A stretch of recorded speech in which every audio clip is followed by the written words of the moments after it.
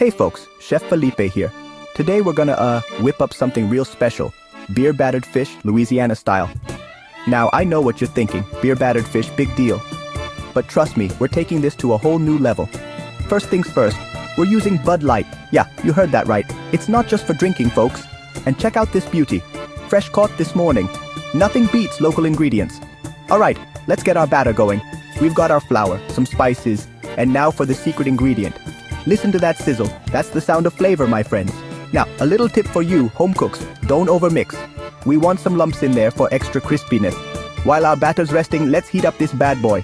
This skillet's been in my family for generations. See how it's smoking a little? That's when you know it's ready. Hot skillet, cold oil. Food won't stick. Okay, moment of truth. We're gonna dip our fish in the batter and... Now patience is key here. We want that perfect golden crust. While we're waiting, let me tell you a little secret. The beer in the batter, it's not just for flavor. The carbonation makes it extra light and crispy.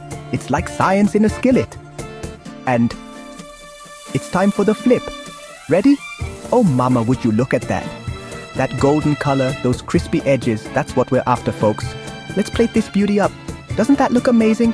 A little squeeze of lemon, some homemade tartar sauce on the side. Time for the taste test. Oh man, that's good. Crispy outside, flaky inside. Perfection. You know, this reminds me of fishing trips with my grandpa.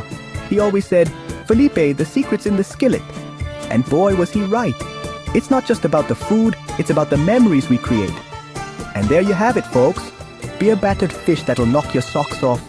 The magic's in the combination of this trusty skillet and the crisp taste of Bud Light. It's simple, it's delicious, and it's got that homemade touch. Give it a try and let me know how it goes.